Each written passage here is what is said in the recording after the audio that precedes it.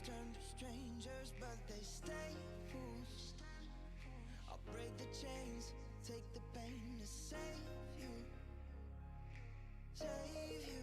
Baby, I've been high and low. All the feelings I won't show. It's better if I let you go. You'll be better off alone.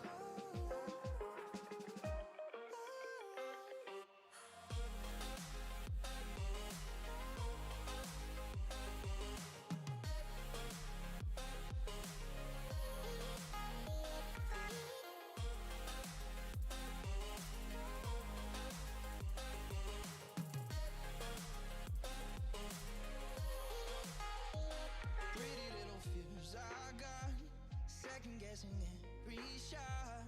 I won't lie, no I won't lie. I'm free but now I'm lost. Freedom comes at a cost. I won't lie, not this time.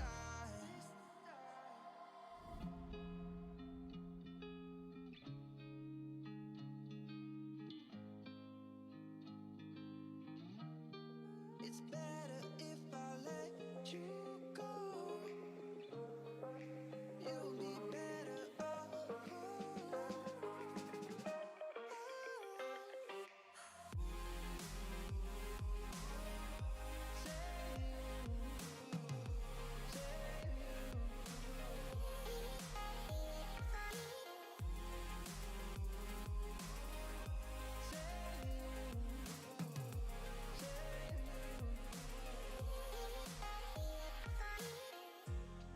Ain't nothing we haven't tried. I'll sing you one last goodbye, and I won't think twice. So, ready or not, I'll go. I'm setting you free for sure right now. Don't ask me how.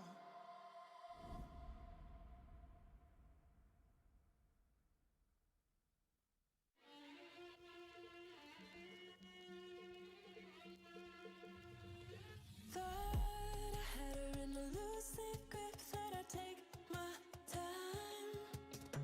She keeps calling and she just won't quit, and we all know why.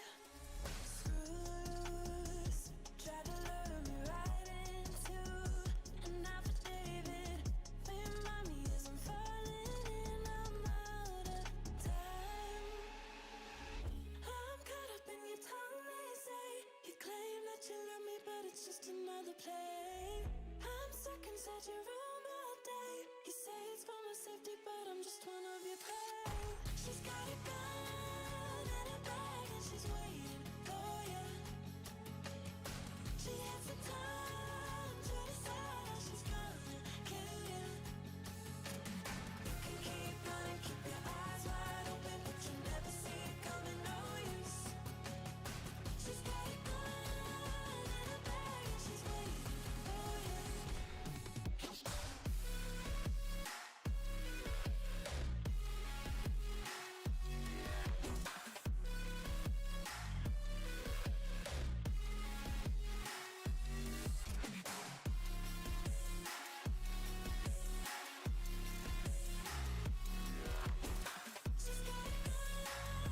a bag and she's waiting for you. Hidden kisses always felt so sweet that they left me blind. Making promises we just can't keep, and it felt so right.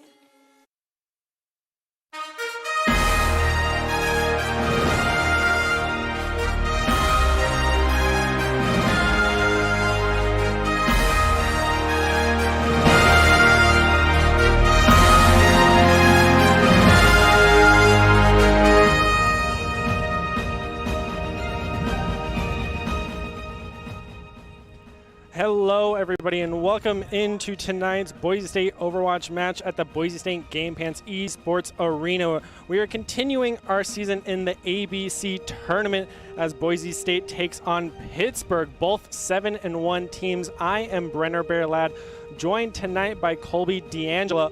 So going into this match, we know the first map is Nepal. So what does Boise State need to do to bring this and allow us to get into nationals? Well, we need to be focused more on team play than individual play. I fully expect Boise State to come out with this going as a team, not 6 individuals, but one group together. And I expect them to run probably some sort of echo dive, especially on the village and more open Nepal maps. The only one that we might not see the echo dive is Sanctum. I expect us, because it's not necessarily optimal to run there. In that case, I expect either Arissa Sigma or Reinhardt Diva maybe, or something like that.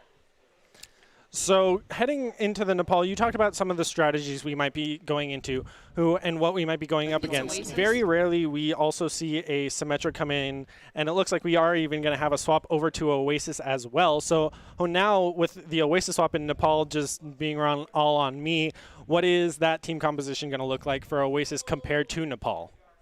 On Oasis, I expect us to see probably a Cassidy is the DPS that I think both teams are probably going to have, and both teams are going to have to. It's going to come down to who has the better Cassidy, who has the better CC man, is one of the things. And I also fully expect to see Plato on Reinhardt if we're going to Oasis, because that is, with the exception of maybe if they wanted to run a dive. I mean, you can't obviously run Reinhardt in a dive, but if you wanted to run dive in the middle open map, you could do that too, because high ground control is incredibly important, and high ground control is not something that Reinhardt is very good at.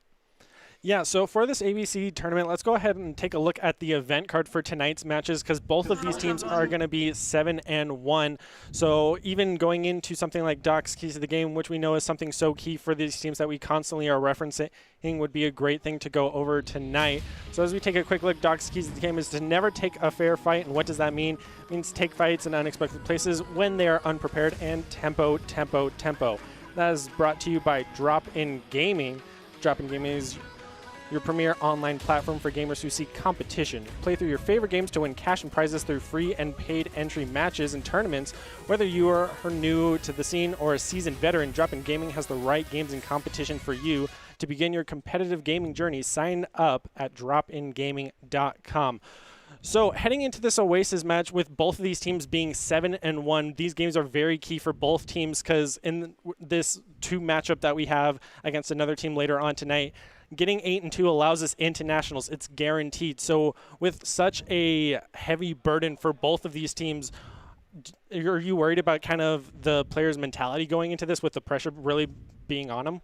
No, pressure is not something that Boise State usually succumbs to. There are other mentality problems that occasionally show themselves, but like rising to pressure and rising to challenge is never one that Boise State has struggled with. We approach it as a learning experience, and honestly, that is one of the reasons I am most proud to be a Boise State fan. I would have to agree as well. So getting ready to jump into this match, are there any final thoughts you have for us? I expect Boise State to come at it with their all, and there are very few teams that can stand against Boise State giving it their all. So I hope we'll get a win, and I think it's very, very likely. And then with this being a best-of-3 starting off control and then heading over to the next 2 game modes, do you think that we will even drop a match in the first match? Because we've seen Boise State going up against these higher level teams, and it's a either close match or it's an absolute swamp fest. So do you think we'll have that clean 2-0 sweep that we want to see so consistently? Well, I am a Boise State fan, so of course I want the clean 2-0 sweep, obviously. But these teams are not going to be easy to do that to. However, difficult does not mean impossible, and Boise State has taken maps off of Northwood, so I think it is fully within our ability to get that sweep that we're looking for here. Yeah, so heading into this Oasis, we're getting a nice little pan view, and already we can see some of the outlines from both sides. We're going to see that Ryan Diva comp on the side of Pittsburgh in the red. So do you expect this to be more of a mirror match with how high level these teams are in this tournament? I expect it to be a mirror match, probably on the tanks. I think where we might see some deviation is on the second DPS. We also see the outline of a Cole Cassidy there. And like I said, I think both teams will have a Cole Cassidy just because CC man is always good to have on your team. It looks like there's a Symmetra. And we have Kel on the Zarya, which is very, very important. So even the tanks aren't mirrored, but the Rhine v. Rhine is going to be something that we want to pay attention to. Yeah, it's going to be a battle of the beams, especially for Boise State running with Maxwell on that Symmetra and Kel on the Zarya. So we're going to see a lot of beams coming out from both sides with an early elimination from Vanguard onto Gob. So already one of the star DPS players for Boise State is down with Plato, immediately getting the refrag onto Glacial for the May. Hey, with Evan Fong getting a 2-piece onto a large bagel and Plato, this first fight not looking too good for Boise State, but already Maxwell is able to charge that photon barrier and get it up and running, getting an elimination with his turrets onto Vanguard, and Chosen getting another one onto Evan Fong. Kel getting one more onto Shaq, and it looks like Pittsburgh is going to have to go for the reset already, with Lux able to get the melee onto Maxwell with the D-Mech, stall out the Diva. A great first fight for Boise State. Maxwell Kel carry, question mark? I think that was absolutely phenomenal. It was also phenomenal that we were on Kel's perspective to see all of that amazing tracking as we're going down.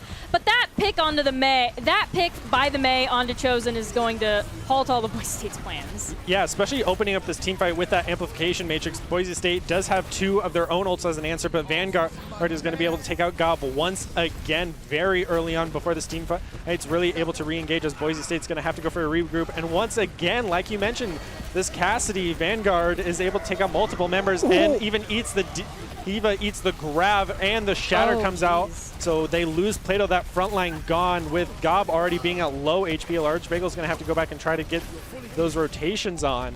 Boise State once again having to regroup.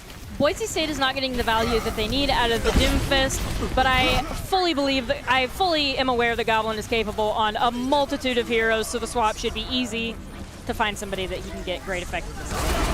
Yeah, so already Pittsburgh's going to start off this team fight with both their own Sound Barrier and the Deadeye as the zoning mechanic, so they can't get onto point, as Pittsburgh now takes the advantage in percentage. But Boise State's going for the eliminations, with Chosen taking out the Vanguard, Maxwell getting a 3-piece, and Gob taking out Shaq, with Kel finishing off Evan Fong. It looks like Boise State's going to retake the point and have Photon Barrier coming online. Boise State did a good job of kiting the ultimates from Pittsburgh over there, because Pittsburgh used them before Boise State hard engaged, and so Boise State just backed off and won the fight. But now we need to watch out for that Blizzard, because we don't have anything for it. Yeah, no Diva to eat it up like she did our Gratific. But not a quite. Great Diva bomb as takes out Maxwell. The wall was an attempt, as you said, he tried. But Gob on this Doomfist is going to be able to take out Shaq, as the rest of the Boise State members are getting taken out by multiple members of Pittsburgh. But you can never count Boise State out, as it is still a 3v2 situation. And a great Sound Barrier is able to keep him alive through the charge. Been trying, Large Bagel trying to knock down the Reinhardt through the hole, but with only the 2 tank members, Pittsburgh's going to have to pull out. Yeah, he's able to get the elimination onto Reinhardt as well. Boise State's trying to go for the re-engage with this Lucio. So here's what I expected from Boise State. Fantastic team play. Here's what I'm getting from Boise State. Fantastic individual play. Yeah, you can never really count them out, even when they're down members, because they have fantastic 1v1 capabilities. And already Gob's going straight for the backline with the amplification matrix, and at 99%. Things are looking up for Boise State, but Gob's going to have to get an elimination, as it is now. Oh, the 1v1 between Vanguard swapping off the Cole Cassidy onto the Doom, but it looks like Maxwell's going to clean things up with another triple, make that a quad onto the members of Pittsburgh, and Boise State's going to finish it up with a team kill. Boise State started off not great, but came back. Maxwell go burr, Maxwell Simbeam go burr. That was fantastic to watch. The few team fights that Boise State had, Maxwell was the one that won that on the Symmetra. Just because that is Symmetra's role in there against the Reinhardt, is to win those team fights and genuinely just be terrible and a menace and send the other team running.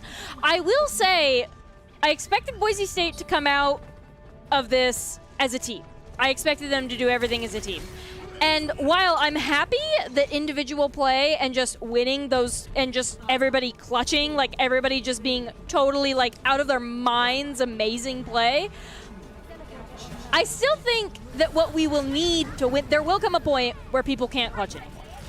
Whether that's against Pittsburgh or somebody else, there will come a point where people can't clutch anymore. And I think Boise State needs to be ready for that. Yeah, so heading into this next matchup where we see Pittsburgh taking the high ground, Boise State going straight for the point, what are some early eliminations you want to see coming out from either side, as this is a near mirror match on the DPS side? One of the first eliminations is probably going to be on the Chosen on the Zenyatta or Shaq on that Ana, because both of them have DPS that their whole job is to hunt them down.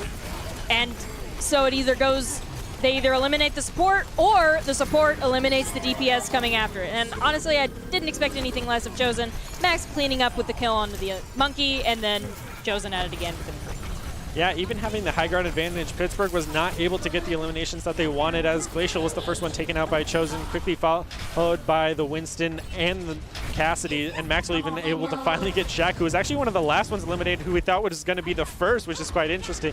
But being the sniper, I guess she definitely had to hold back. So now Boise State getting on the aggressive with a large bagel, taking out Glacial once again, not allowing him to get that pulse bomb, with Play-Doh on the Wrecking Ball taking out the Winston once again, pushing them back to their spawn, getting that advantage. And with the Sombra getting close to that EMP, this next team fight seems like it's going to go Boise State's way.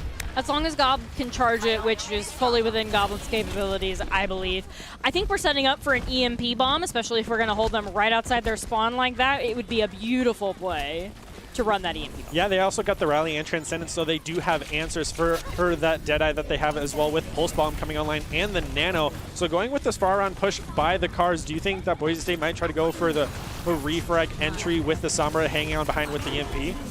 I think, obviously, that we are.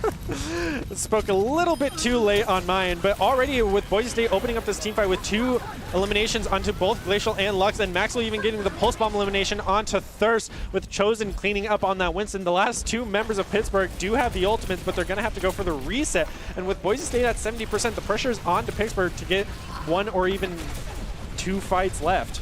And that pick onto the Ana prevents them from winning a second fight, so they just have the 1 fight that they can go on, because Shock couldn't get out in time and didn't get eliminated.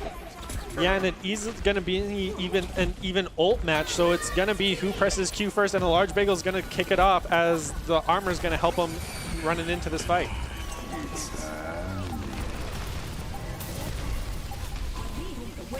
All the ults are coming out right now, honestly, between everybody. The Nano came out onto the Winston, the Transcendence came out, same with the Rally to kick things off and give them that extra boost, but they still have the Primal Rage, and Pittsburgh's going to use their own Rally. Now the Primal Rage comes out, just once again spoke a little bit too soon, as it's kind of been even between these two. We saw Maxwell take out Vanguard, as well as we lost both supports on the side of Boise State, and now Gob as well. It looks like Pittsburgh's going to go for the point, and now Vanguard even swapping over to the Soldier 76. Kel demeched and eliminated immediately, but is going to have his self-destruct going into this next fight. So it looks like Pittsburgh's finally going to take it, as Boise State got to the 99%, Glacial at 70% for that Pulse Bomb once again. And Boise State has the time. They have a whole 100% to set up for, because all they need to win is 1 fight. And right now, Pittsburgh doesn't have really anything in the ways of defensive ultimates. So Boise State can take whatever time they need to set up and engage. Yeah, it's definitely going to be all about the picks to get the advantage, and already we're even with a large bagel losing his life to the Winston, Plato taking out Vanguard on that Soldier. So being down the DPS, they will have the advantage, but they don't have the sustain, losing their supports. Max will attempt with the Pulse Bomb, but does not land on anyone. Going to try to take out their own Tracer, but a big self-destruct coming out from Kel, able to eliminate Shaq and Lux as Plato cleans up Winston, quickly followed by Kel getting that triple onto Thirst, with Maxwell taking out Glacial and Chosen finishing off Vanguard. They won that team fight, as you mentioned, and they're going to take the point and win map 2 of Control in this best of 3. So now it is on Pittsburgh as we head over to match point for Boise State. A strong first map showing for them, for sure. We talked about how EMP Bomb was going to be their win condition for a fight. We talked about doing it outside of spawn just because there's no real cover there. And we have Goblin play of the game against a McCree, which really just speaks to how capable Goblin is as a flanker. That McCree was not even aware that he was there. And then Goblin was saved by a large bagel with the beat. That was truly a glorious play. Yeah, so here at Boise State, we are always looking for talented players and production members to join us. So we are always looking for top talent that can earn scholarships as well. Sign up today by visiting boisestate.edu/esports for more information. Boise State, like you said, good first map and solid showing. It was a bit rough start, and as you said, we need to work on that team play, but we do have the individual matchups that you want to see from a high-level team in these 7-1s. So now with Pittsburgh coming back, being down a match, what do you think is going through their heads, and what do they need to change going up against Boise State winning a constant 1v1s? I think that they have realized that they're not going to beat Boise State on an individual level on any of their heroes. They're just individually a little bit outclassed, but they still have a chance to win this because, obviously, I mean, it's a team game, right? And Boise State is not currently playing like a team. I mean, everybody's like out of their minds clutching, but those clutches are ultimately what's winning us things. And we did get better about it, second map, but there still is a lot more of the emphasis on winning those mechanical 1v1s and just clutching as a player versus going in as a team. Like, we were always down a couple when the team fight went in, but we went in anyway, and somebody did an insane something against Pittsburgh. So I think what's going through Pittsburgh's head is they're like, wow, we're not going to individually outskill these people. We need to come at them with all 6 all the time and single these people out because they're in positions where you can take advantage of that. So with the next map being hybrid on Kings Row, the map that we all know and love that will always be the main staple of hybrid, at Boise State we've seen in the past have their unique defense strats and kind of a rushing attack with a May even sometimes. So with Pittsburgh having just lost the match and going into this new one that is kind of attacker favored if they choose to go on attack first, what are you expecting to see from both sides here? Ryan May. Ryan May, 100%, both sides. If it's not Ryan May, the team without the Ryan May will just get rolled over because that is just kind of how Kings Row works. And for the other DPS, there are a couple of options you can run. We've seen an Echo run to great success. We've seen, again, Cole Cassidy. He's just good in all situations. But I fully expect a May. And if there's, we've also seen Gob get a tremendous amount of value on the Torbjorn for Kings Row. So there are a couple of like secondary DPS swaps that you can make, but there's going to be a May. And if there's not, someone's getting walked over. All right, so as we wait to get into this next match, let's go ahead and take a quick break, and we will be right back with Kings Row with Boise State versus Pittsburgh. But it sounds like we're just going to go right into it, actually. So heading into this match as well, with this being a best of 3 between Boise State and University of Pittsburgh, you mentioned the Ryan May, and so all eyes are going to actually be a lot, in my opinion, on the Divas to eat those blizzards from the May and try to wait around both the ice walls to pick off any of the frontline members, as even when you and I played together on a team, it was always May walling off the Reinhardt to burn down that front line. So do you think that will be one of the team strategies going into this matchup? Obviously, if you're a diva, you want to eat the blizzard. So yes, 100% that will be one of the strategies. It's like kind of a mind game between the May and the diva. And really, against a top-tier diva like Kel, if Kel decides to run diva, it's that mind game is not really in the May's favor because Kel, as told to me by Doc, is the most skilled player in role on the Boise State team. So if their May gets a successful blizzard off, it's probably because they were able to completely collapse in on Kel and get that mech out, because mech withstanding, Kel will get it every time. So this being a complete mirror match and already a good solid engagement from both sides, and Shaq already up to that 25%, same with Chosen. These Baptistas are charging it so quickly, and with Boise State losing their immortality field first, quickly followed by Pittsburgh. We have not seen elimination just yet as the stun comes out, but it looks like Gob's going to get the first elimination onto the Reinhardt as well. A good first engagement, and already it looks like Pittsburgh's going to have to back up. Reinhardt does not have a good day against May McCree, even with the full support of his team. So I will say that Elf over there being the first elimination, that was entirely Boise State's goal, and we did it. We're on the team play. And both teams already having amplification matrix. It looks like Boise State's going to open up with theirs, and Maxwell's able to get a 2-piece onto both the Cole Cassidy and the Lucio, make that a 3-piece onto Shaq. Kel takes out the immortality field and loses the Diva mech on Pittsburgh. Pittsburgh's going to almost get team wiped, but 2 seconds out. They're not going to get the bell for it, but close enough. So going to this next team fight, they have the Blizzard to open up with. Maxwell is winning the Battle of the Maze. We talk a lot about how Frost is capable on the Mei, but Maxwell is just as capable, as we're about to see here. Yeah, opening up with that Blizzard, not even going to get eaten up by the D.Va. Is going to have to Cryo Freeze to stay alive, and the Shatter comes out as well for Boise State. Does not land onto any members of Pittsburgh, but they are able to take out Pittsburgh's Immortality Field. Still waiting for the push from Pittsburgh, as it looks like they're going to speed in and even May wall apart the Baptiste and the Rhine. Opening up with the Deadeye for the zoning. They go for their own Shatter, but it looks like Plato's going to be able to get the block and charge onto Shaq as Gob wins the 1v1 of the Cold Cassidy as Kel takes out the Rhine. Maxwell winning that 1v1 between Glacial. Gob finishing up, gets a two-piece, and looks like Vanguard hovered that Hanzo, but is going to go back to the Cold Cassidy. Kel's going to get that Blizzard every time. And the second Kel got that Blizzard, we knew that a large bagel was going to go in with the sound barrier because he didn't have anything else to beat other than that Blizzard. And now that the Blizzard's not a threat, we can aggro beat, go in. We got the freeze on their Reinhardt. Boise State is really just firing on all cylinders as a team.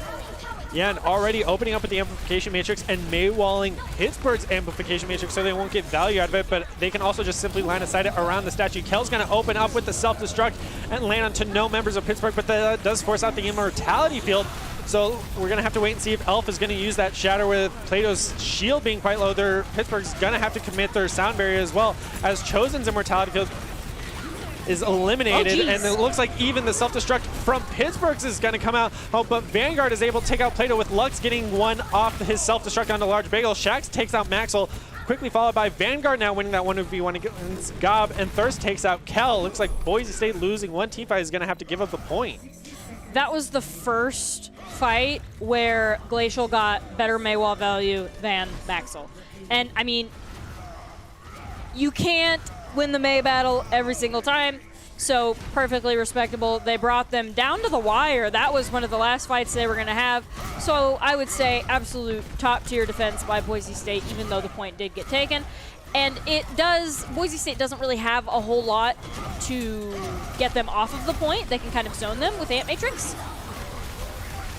Yeah, and already opening up this fight with the Blizzard and Amplification Matrix, Pittsburgh is committing a lot and not getting any eliminations for it right now, with Plato dropping very low, but the Immortality Field's going to have to keep him alive, and it looks like he's going to have to back up. And he even gets the elimination onto Shaq with their own Amplification coming back, so Boise State going for the refract, able to pick up 3.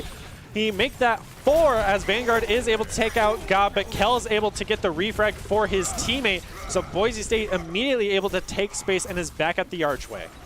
Gob was the price, but now Maxwell is incredibly close to Blizzard, much closer than Glacial, again, winning the ultimate value of the maze. And so now Pittsburgh really needs to watch out, because Maxwell could charge this mid-fight or charge at this fight and use it next.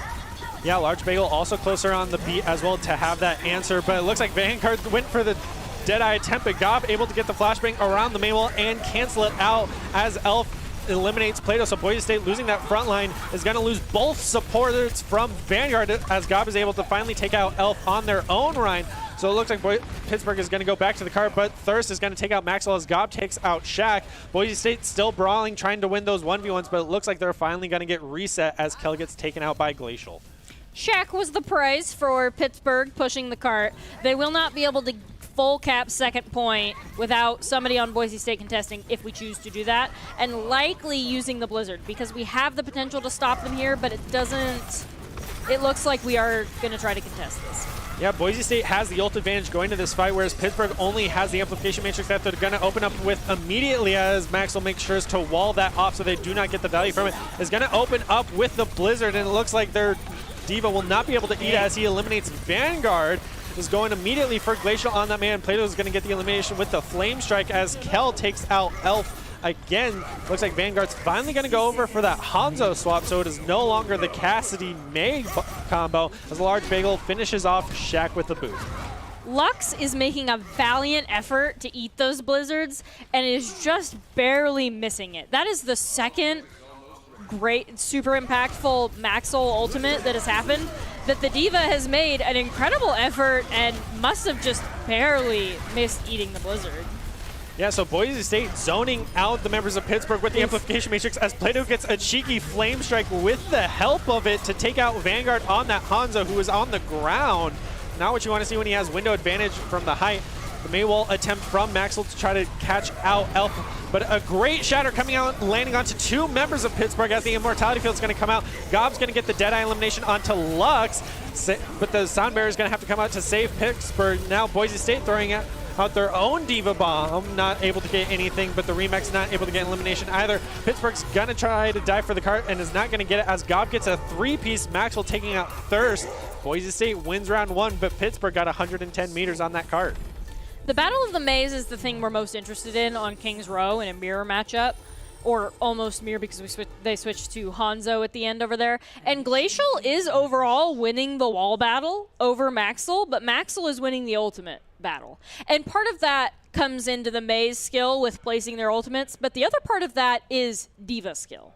Like, since both teams are running Divas, a Mei ult is... The Mei has to ult correctly, but also the Diva has to be in not a good position to eat it or not able to eat it for whatever reason. Yeah, you highlighted Lux. Multiple attempts trying to eat that Blizzard and was not able to, which led to multiple fights not going the way of Pittsburgh. But the one time they did win the team fight and got the point, you mentioned that they got the Mei value. Yes. So with so much of this pressure being put onto those 2 players as well as the Cole Cassidy, we saw Vanguard attempt the Hanzo swap. Do you think he'll go back to it trying to get value and make it an actual strat on this map? I don't think that Cole Cassidy adds better things than Hanzo, especially in the mirror matchup of the team comps. They might be trying to like deviate from the mirror because in a lot of cases, because they don't feel like confident going up against Gob on an individual basis, which is fair. But like, I don't think that stun is just way too big of a deal. Yeah, so already Boise State boosting past that archway and is going to open up with the Maywall and catch 2 members out as they try to escape over to the right. Plato falling very low, but that Immortality Field keeping him alive. Gob's going to get the first elimination of this matchup and take out Thirst, quickly followed by both Kel and Gob 2 more times. Gob got the 3-piece right now. Plato's able to get the Flame Strike onto Lux. Maxwell gets the elimination of Glacial, and that's already a team elimination within less than the first minute of the match. Chosen has 90% ult from healing Plato through swinging at double-digit HP. And I would just like to shout out to Chosen there, because Plato had no regard for his own life, but luckily Chosen was looking out for him. Always got to show the healers some love as Boise State's looking for the next engagement as they have that amplification matrix online. Gob getting so close to that Deadeye as well. Maxwell almost losing his life so low, but Pittsburgh just looking for an easy pick so they can finally get this engagement on the roll, but Boise State's going to get on the aggression with that amplification matrix and get the shatter onto 2 members, but Plato is going to fall to Glacial as Vanguard is able to take out Gob as well, but Chosen able to take out Elf. Pittsburgh losing that front line, opening up with the Blizzard, and now the amplification matrix coming out as Maxwell gets a 2-piece, but Glacial in the backline is able to take out Kel. Now Thirst finishing off Maxwell as Kel was demech and eliminated. But Lux out of the mech is still alive as Large Bagel finishes off Thirst. Boise State pushing the cart once again. Deepa not having the mech at 90% is finally going to get taken out by a Large Bagel. Boise State went back to what we're seeing a lot of on City Center and things like that. They went back to individual clutch team plays. And the clutch there was Maxwell with the Blizzard, though he got eliminated. That was not necessarily something that would have gotten value against perhaps other teams, and hopefully Boise State doesn't do that, doesn't rely on that clutch again. Yeah, so already Pittsburgh's going to open up with their own Blizzard, but Gob's immediately there to cancel out the Deadeye as the Sound Barrier comes out to deny Gob's own Deadeye. He's going to immediately roll into both Elf and the Cole Cassidy and is going to get eliminated. So Boise State's going to open up with the Shatter as Kel gets a double elimination, but Vanguard's going to quickly answer with elimination onto a Large Bagel. Pittsburgh's going to have to pull out all the stops here. Boise's right next to the win, but they're going to drop their own Diva Bomb, not be able to pick up one, but Kel's falling very low, so immediately Maxwell's going to go back in with his own Blizzard as Lux was not there to eat it up. Maxwell's going to be able to take out Vanguard on that Cassidy and one more onto Thirst from that Lucio. Plato's cleaning up Glacial on that Doomfist to try to get in as quickly as possible. And another Shatter coming out from Plato gets Boise State the win. Boise State a clean 2-0 in this best of 3 against Pittsburgh. Boise State definitely has improved more from a team play perspective. So I will say that winning the Kings Row especially felt satisfying because Boise State very obviously improved on a team level from map to map. Yeah, we see a great play of the game from Maxwell. So both DPS players on the side of Boise State is able to get those play of the games. So with this final match up between Pittsburgh, any final thoughts from you, D'Angelo? If you're a Boise State fan, you should be incredibly proud because we literally just watched our team go from completely relying on individual clutches to win a map to playing as a team and winning on the May Reinhardt, partially because of individual skill, but mostly because we just pushed better and worked better as a team. Yeah, so a great showing from both teams. Pittsburgh even had their moments, able to win that first team fight going into Kings Row and taking that point. And so a great first match for both teams, but Boise State has one more coming up. So as we wait for that next match coming up, we are going to throw it to a break, but we do have a ICCU player of the game for that match. So D'Angelo, your thoughts on that? I want to say Maxwell because Maxwell did an incredible job of getting incredible value out of the May Ultimates. Maxwell did get outwalled sometimes, but I think that's less because Maxwell is a bad May and more because Glacial is a good May, because both of these are incredible teams, right? So I gotta give it to Maxwell if I had to make a guess. May is the most impactful person on Ryan Maymere, and Maxwell just did it better. Yeah, and it looks like we might actually give it...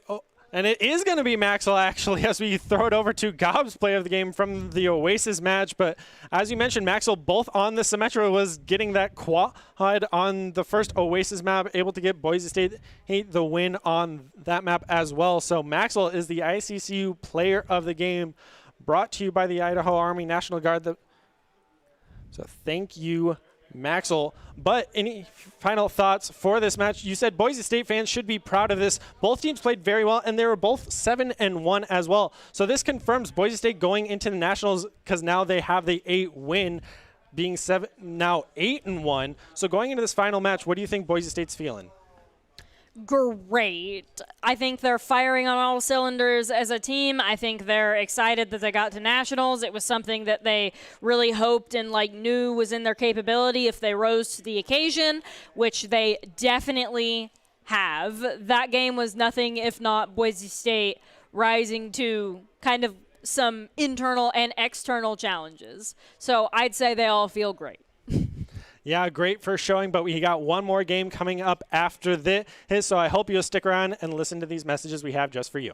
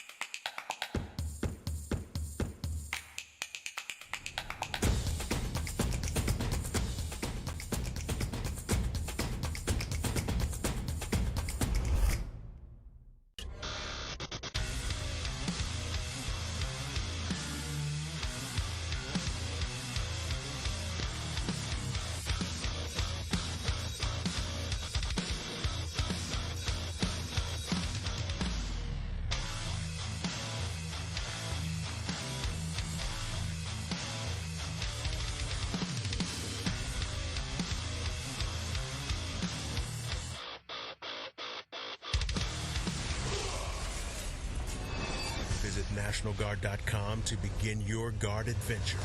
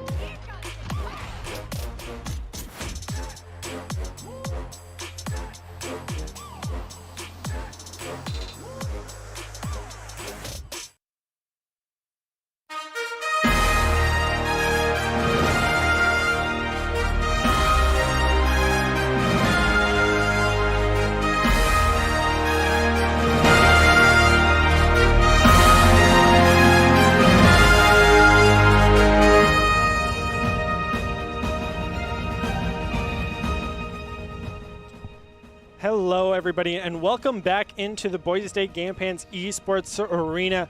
We are going to continue on with some CBC high school Overwatch matches as we wait for the next Boise State Overwatch match.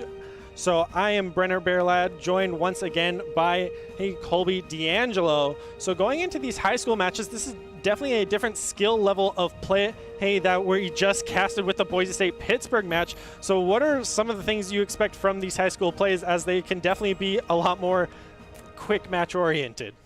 I think quick match oriented is the correct way to describe this, because it's not necessarily that we're going to see less individual skill, it's just that we're going to see less general team play skill, because a lot of Boise State stars right now are freshmen that just were high schoolers that we just picked up, right? So it's not fair to say that high schoolers aren't as good as collegiate players. They're just not as team-oriented. They're not like a well-oiled machine. Like they're working their way up to it. Yes. They have the individual skills. They just need to be put in that team and work with a team, which both Boise State and Pittsburgh put a lot of effort into kind of honing all of these individuals that have a lot of potential and have a lot of skills, but turning them into something that can be used as part of a six-piece whole rather than an individual person. And I really wonder why the high school players definitely take that more quick play oriented play to it, because we definitely know that there's a solid meta. Like you mentioned on Kings Row, it's always going to be the Cole Cassidy, May, Devo, Ryan. And yet the high school players always like to do something a bit more unique on that end and keep things interesting, especially for us on the cast, not just always, all right, it's the mirror match, it's going to be this, it's going to be this. High school players is we don't know what's going to happen. They always really like running, the Orisa Sig. That doesn't always work out, but when it does, they have a very big flashy play that everyone loves to watch. So going into a lot of these matches that can kind of throw us off of what we're used to, what are some plays coming out of these players that you hope to see that might just be for fun games? You mentioned Kings Row, and it might just be fun to see, May notwithstanding, a ball on Kings Row. That's one of the most questionable picks I ever see. It's like running a Reinhardt at Watch Point Gibraltar. It's equal levels of questionable. But I think it would just be fun, perhaps, to watch high school teams roll around as ball on a brawl map and maybe get punished for it, maybe not get punished for it. And I think that is also one of the most fun things for casting these games, where it focuses on individual rather than team. So as we take a quick look at Doc's keys to the game for this high school match in Overwatch, means to never take a fair fight. And what does that mean? Take a fight in unexpected places when they are unprepared and when you have ability advantages, which is brought to us by Drop In Gaming, which is the premier online platform for gamers who seek competition. Play your favorite games to win cash and prizes through free and paid entry matches and tournaments. Whether you are new to the scene or a seasoned veteran, Drop In Gaming has the right games and competition for you.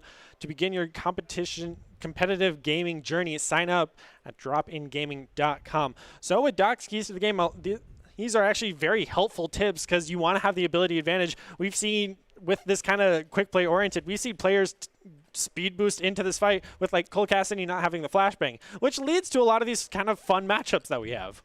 Yes, if you engage and your Cole Cassidy doesn't have their flashbang, that's really unfortunate, and you start your engage a couple of whatever the cooldown is, you start your engage however long that McCree has on that timer is when the engage actually begins. It's like a false start. Yeah, so going into this first matchup on Nepal, it's going to be CBC High School versus Blue Springs. Blue Springs is a team that we've seen in the Esports Tower that performed very well. They got second place in the most recent Rumble, and already opening up with kind of a symbol that we're used to seeing from Boise State. What are some key things here? We do get the Wrecking Ball that you wanted to see as well, even though this may not be Kings Row. What's really important here is we have Bandley on the McCree, and we have Kale on the Doomfist. And that Kale is going to have to actively avoid Cole Cassidy with everything that is in him, or that'll happen. Yeah, already we saw Kale on that Doomfist take out Blaze on that Tracer so early on, but immediately Bandelli is able to take out Kale. Like you mentioned, they're going to have to stay away from each other because Bandelli is going to win that fight so often as Brett takes out that Immortality field, and Brett is able to take out one of the members of ED doubled on CBC. Kale does win the engagement against Bandelli, but Joe's quickly coming back and taking out Brett, so it looks like CBC is going to win this point and now take some space as they won the point and are already up to 30%. The Doomfist kill onto the Cole Cassidy is definitely not, it's definitely not something you typically see. I think if Kale continues to win that 1v1, I would be very interested to see, well, yeah, because that's what usually happens, especially when Bandafly has both of his supports ready to back him up. Yeah, we heard the Shatter come out, but did not land onto any members. We saw the Sound Barrier come out from CBC, as well as Brett uses those mines as Blaze is able to take out Eclipse, but no eliminations coming out from those ultimates. Blue Spring still holding on to 3 of theirs, with CBC having 2 of theirs, but that Photon Barrier is just now respawning. We see the Pulse Bomb coming out from Blaze, as well as the Deadeye coming out from Bandelli, and is able to take out Jello after he got demeched as well. Well, Brett and Bandelli are cleaning up CBC right now from Blue Springs. It looks like they're finally going to take out back the point as Joe trades with Cone and loses his life to Bread. So going to this next fight, Blue Springs only has that self-destruct to CBC's 3 ults. So we expect to see a little bit of a shift if ultimates are used, which we are going into this fight here. Yeah, so going into this fight, we haven't gotten any elimination, but the Photon Barrier came out immediately, as you mentioned, but everyone else has been holding on to their ult, and of course, right as I speak, Vet gets an elimination onto E doubled.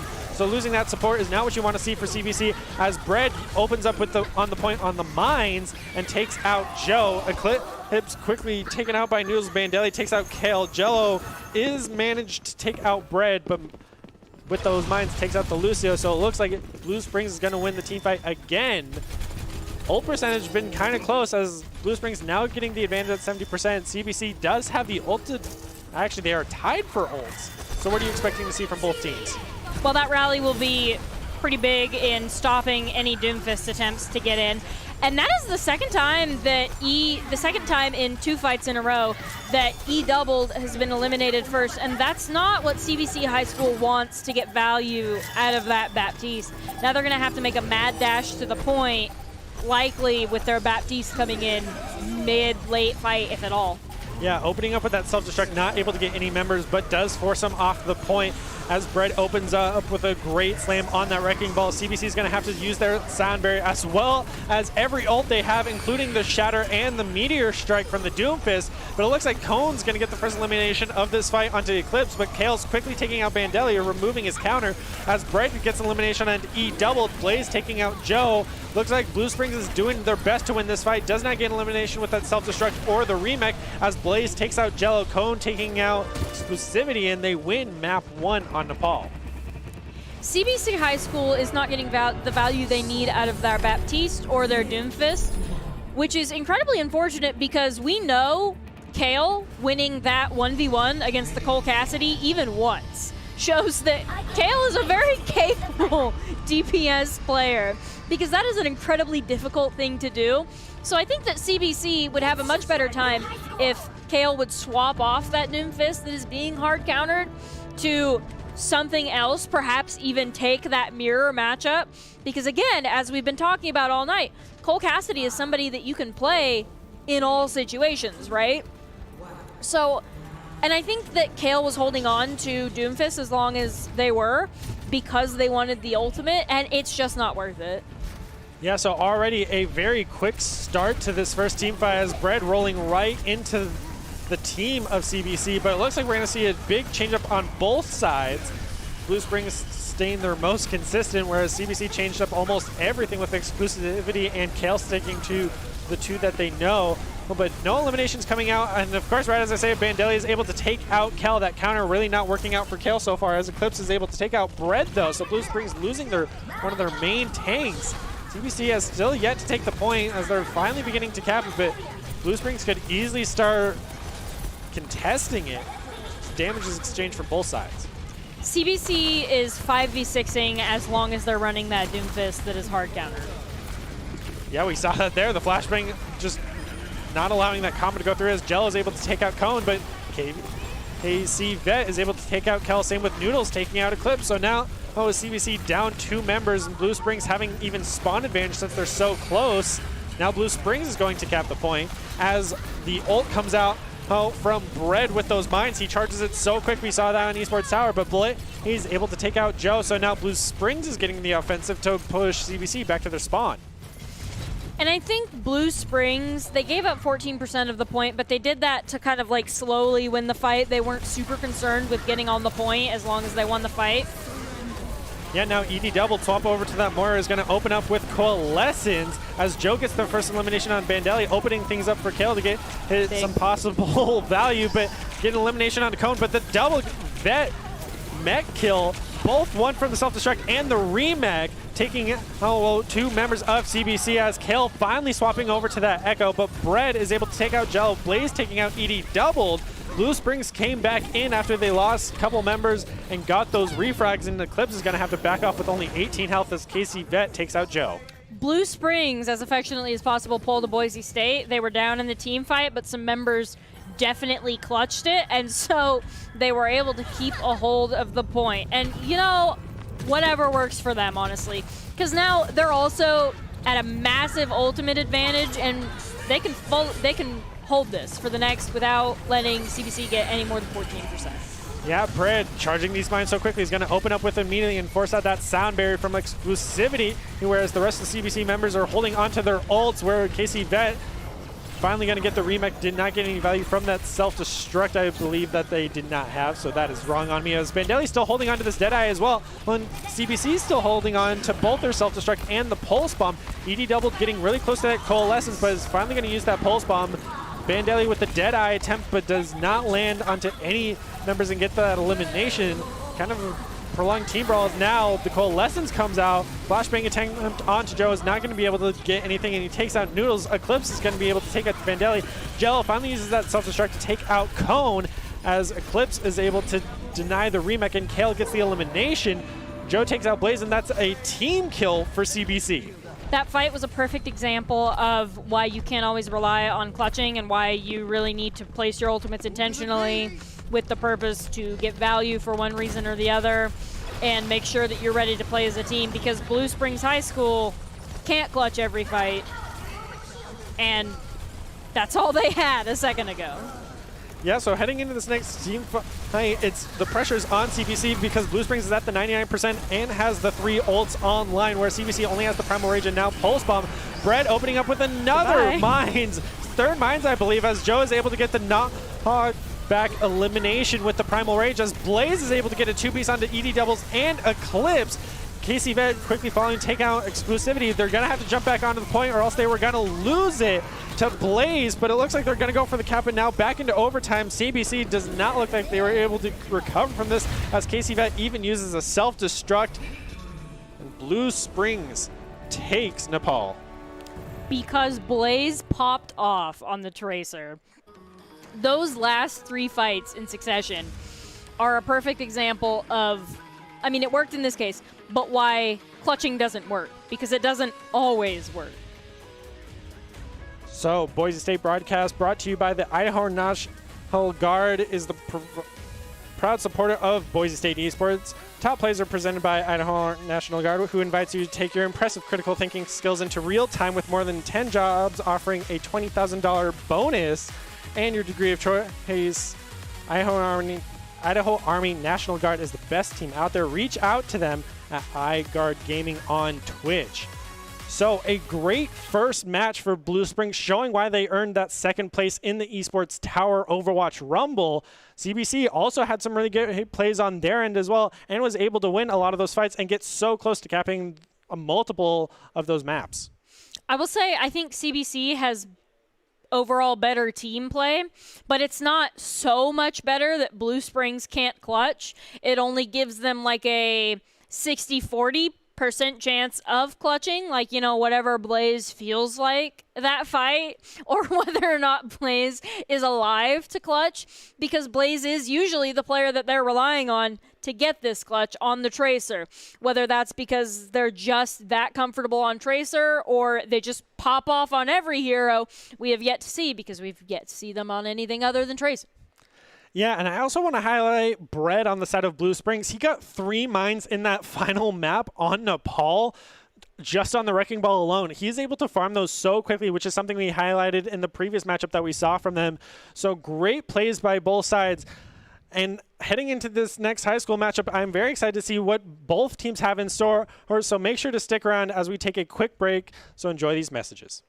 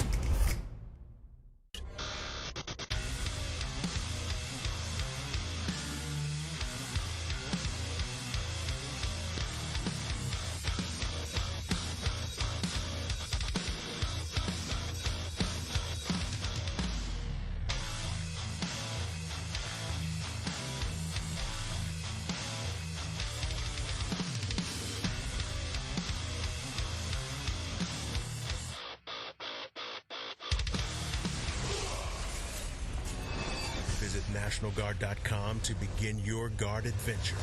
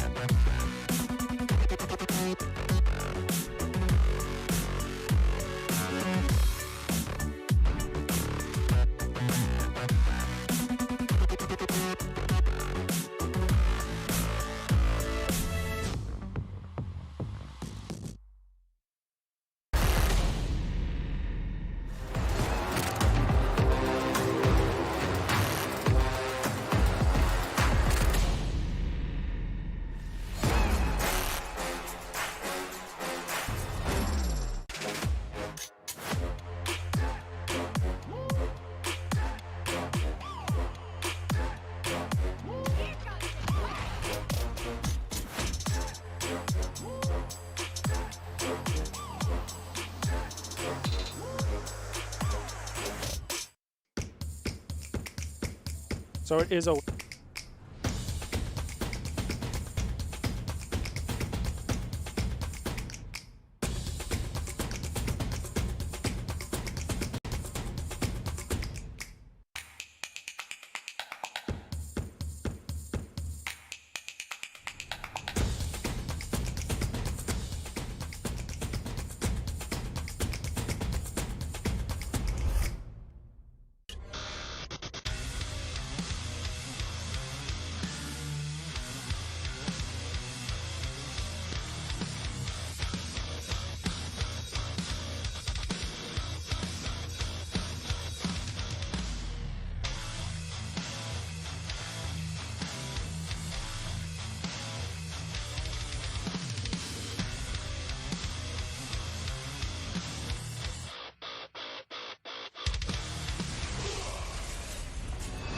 Visit NationalGuard.com to begin your guard adventure.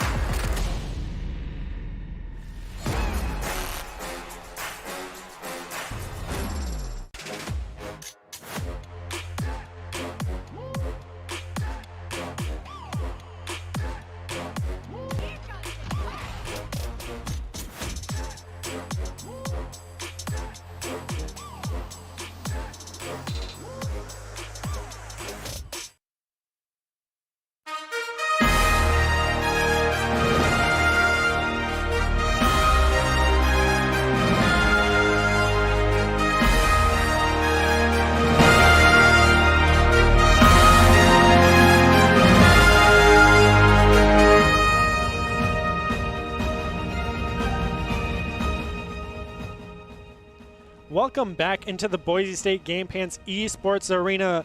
We are waiting for the next Boise State Overwatch match against Ashland to kick off. And in the meantime, we got a couple things to show off. We have Ashland's arena, a couple pictures of that, and also some highlights from the Pittsburgh map as we take a look at the Ashland's quick little arena. I am Brenner Bearlad, joined still by D'Angelo. Oh, so we got a quick sneak peek of that little arena, and I'm very curious what it looks like because we have multiple spaces on our own Boise State campus that we use for esports. So getting a quick look at it, your thoughts, D'Angelo? Gamer chairs are the most important part of that setup. I remember when the Boise State esports program had exactly like this. We have rooms exactly like this. So it's interesting to see another setup like that. I love the posters on the wall. You can tell all of those machines are definitely high quality, definitely probably some computer envy going on over here. But overall, that looks like a really, really nice setup. And hopefully the Eagles feel as blessed as they are to have a setup like that, because not all esports programs have anything close to that.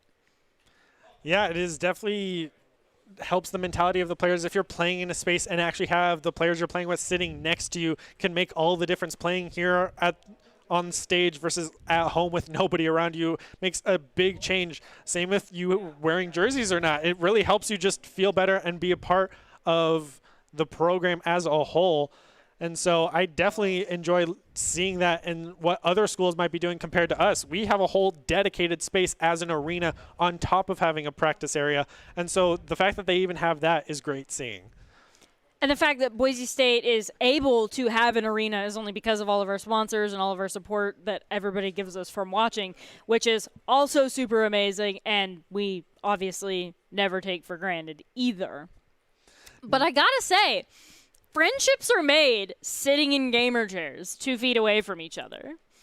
I gotta say, that's the way to do it. That's the way to make friends. When I was a player for Boise State, I'm still friends with all the people I sat next to in gamer chairs for like 4 hours at a time without like going to do anything else, just playing Overwatch.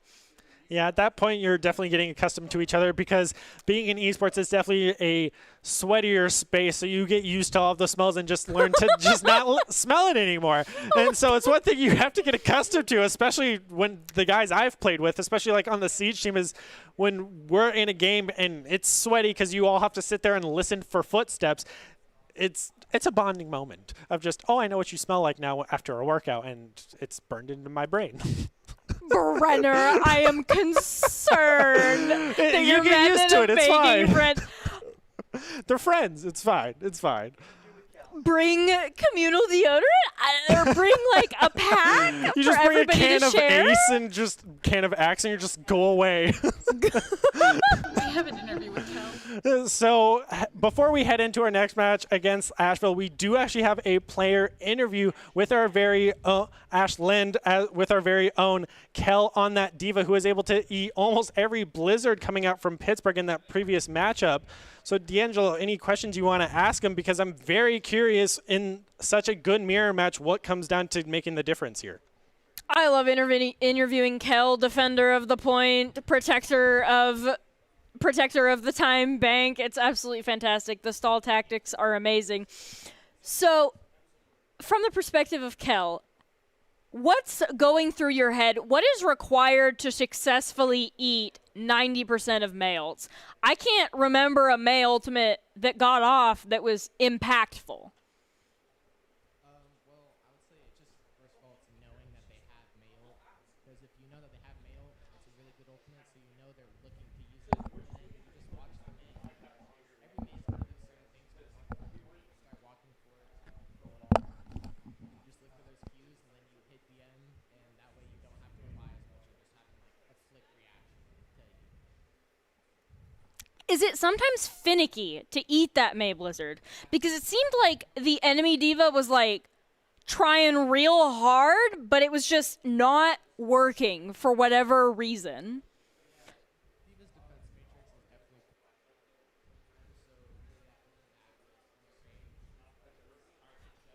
definitely Just say we're having mic problems and cover.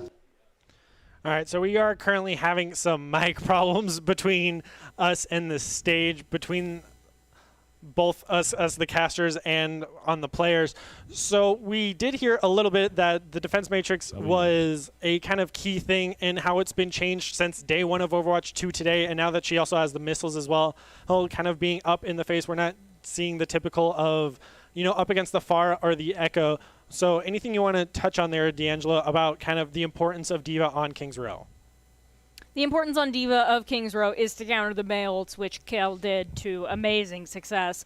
But also, there's not a lot of high ground in King's Row that is inaccessible, but D.Va can access it at incredibly high speeds, and King's Row is also a sniper map. It's a brawl map, and it's a sniper map. And D.Va is good for both of those. D.Va is good for the brawl because she hard counters a major brawl player on King's Row in the Mei. She also just does a lot of damage, like all tanks do up close. But D.Va's other main strength is her ability to get to and monopolize that high ground and kind of like self-sustain from up there. And we saw Kel do all of that. And honestly, I wouldn't expect anything less from the best in role player on the Boise State team. So we've talked a lot about kind of the King's Row strat being a consistent Cole Cassidy and Mei. You did mention briefly that Echo has her spot and does have time to shine everywhere. How come we don't see her more often with kind of the Mei wall and the verticality element being so important here? There are a couple of reasons. One of them is because she doesn't have a stun. Echo does not have a stun, and that's incredibly important. King's Row is all about giving the enemy tank a bad time. And Echo does that with her beam, which is why she's played and which is why she's viable, that and her amazing ultimate in Duplicate. But it's not a cooldown stun. Yeah, so now we are actually going over some highlights of the Boise State versus Pittsburgh match, and we're going to be watching, it seems, Maxwell's perspective as the attempt for the wall up against the D.Va bomb was there. Feels bad. Yeah, it definitely feels bad. You can only block so much, and if you put it right on top, you're getting hit no matter what side you are on. But Pittsburgh was able to get a lot of eliminations here until Gob got into that backline and taking out Vanguard. That's what you want to see from a Doomfist. That is also something, I touched on it before, that is something that is incredibly hard to do on Doomfist. It cannot be overstated how much has to go right for you to be able to get an elimination onto the Cole Cassidy, CC man himself, as a Doomfist who is hard countered by CC. There are a couple of ways you can do it if you build up the shields to do it, and the Cole Cassidy doesn't have a mercy pocket or anything that can help break those shields or anybody else looking at you and shooting at you. You can do it, but it ultimately comes down to two things that Goblin does really, really incredibly well. One, flanking. Goblin's an amazing flanker. We all know that. Two, genuine general mechanical skill. You have to know all of your Doomfist abilities. You can't mess up a single one. Goblin doesn't do that. He's just too high an elo of a player to just miss his abilities frequently like that.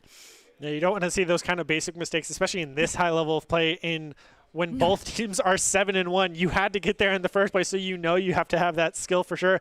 And we didn't really get a touch on that final match, but we did see Maxwell on that Tracer able to kind of disrupt the enemy lines the best he could because it was a much higher kind of dive team from Boise State. So what's your thoughts on that for that Oasis map being the total circle? The Wrecking Ball played a very good role there. Maxwell on the Tracer it's sickening to watch because he moves so quickly and does everything. It's also sickening to watch from the perspective of, wow, that person's racking up a lot of kills. So it's like, in a really, really good way, Maxwell on that flanking Tracer knows how to stay out of trouble and has the tracking to get the eliminations. So we're going to take another quick look at Doc's keys to the game in Overwatch: to never take a fair fight. And what that means is to take fight in unexpected places when they are unprepared, and tempo brought to us by Drop-In Gaming. And I think we needed, whenever I see this, I always touch on the tempo because Lucio's speed boost from a large bagel or any side is so key of how you engage the fight, because you want to take those fights when they're unprepared, which is the other part of Doc's keys to the game. So I definitely think those come in handy for any team playing this game.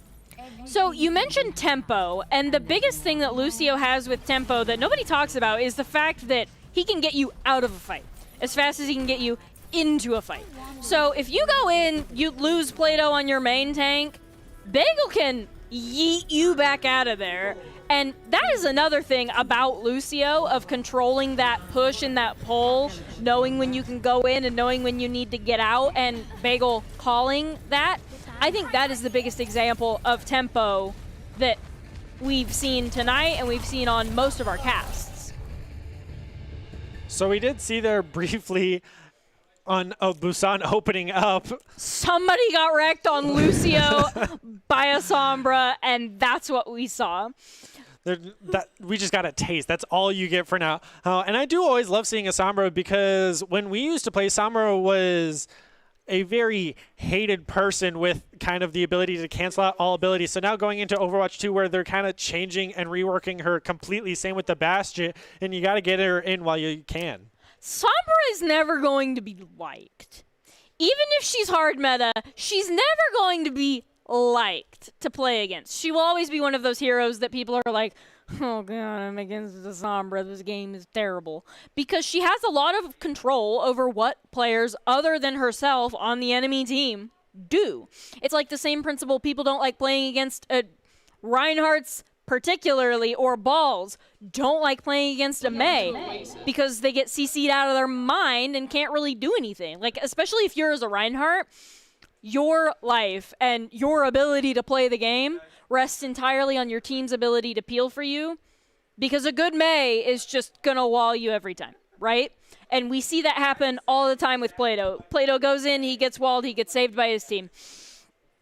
And Sombra, people don't like playing against Sombra for similar reasons. She denies you the ability to do the things that you're supposed to be able to do in game, which I actually think fits the game and I actually think is good, but it can feel really oppressive to play against a really good Sombra. So now we are back on the correct first control map, which is back on Oasis. So going back to Gab on this Doomfist, and if he's going up against another Cole Cassidy, do you think it's still going to be an uphill battle that he should swap off of, or just commit to it?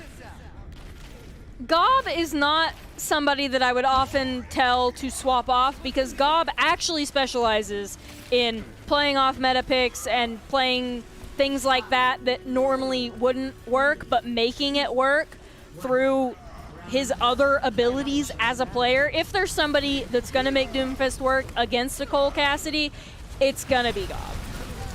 Yeah, so jumping to this team fight, once again we've seen Maxwell on the Symmetra, same with B1H, but this time they're also bringing a man, opening up with the wall, but Kel gets the first elimination of this matchup onto skis of that Mei, and Plato's going to get a two-piece himself, taking out their own Reinhardt and Baptiste, with Gob taking out the B1H, so not having a Cole Cassidy, he's going to have a field day against this team, as they're already going to have to go for the reset.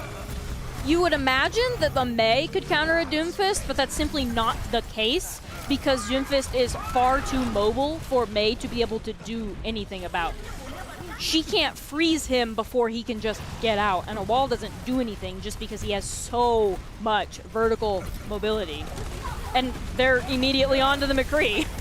Yeah, that was a necessary swap as they walk through Maxwell's car wash that he set up, and so now he already has the photon barrier as Ashland throws out their amplification matrix, so that is immediately negated. Boise State on their A game, waiting for both the Shatter and their own amplification matrix to come out here, as Ashland is just waiting to get a possible pick, but getting stuck in a hallway. A great four-man Shatter is going to lead to a team kill. Boise State, when you put yourself in a corner, Ashland, they're going to capitalize on it. Gob was the price to the Cole Cassidy, no less, as we expected. But Plato, man, way to hand the fight to your team. That was a fantastic Shatter that nobody on Ashland was ready for, but everybody on Boise State was ready for. Yeah, that was the second time Ashland had gone over to that side room on this map, but Gob immediately eliminating his counter and going in with the Meteor Strike on that grab from Kel as well, taking out the Immortality Field as Plato is able to take out the Baptiste. Maxwell taking out the May, quickly followed by Plato winning the 1v1 against the Reinhardt. Ashland's just going to have to sit in their spawn because Boise State's not going to let them out. You notice how Goblin decided not to push their spawn after he saw the Cole Cassidy peeking out at him?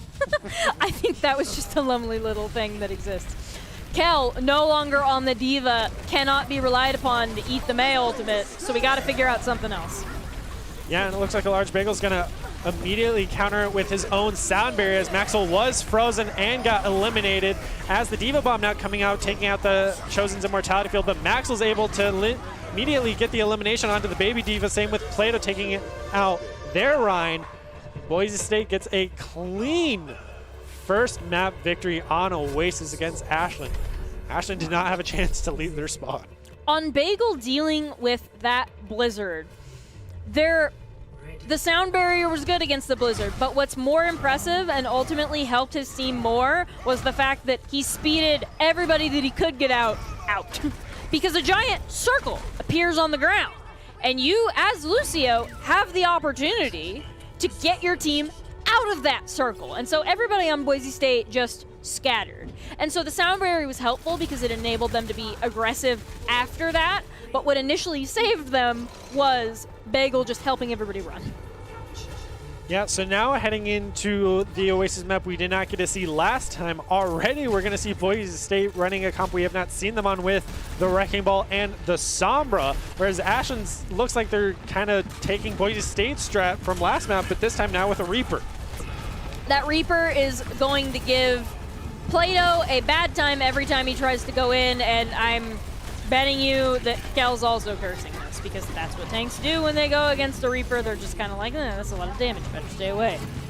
Yeah, we already saw a very early elimination from Maxwell onto Skis, who now swapped over to their own Sombra, but Plato's not going to let him get away as he tried to go for the slam to get any ult charge already up to that 45% marker with Memes and the Baptiste, the two highest for the side of Ashland. Skis falling very low, and it's going to fall to Maxwell once again as Ashland's own Reinhardt is going to get hacked.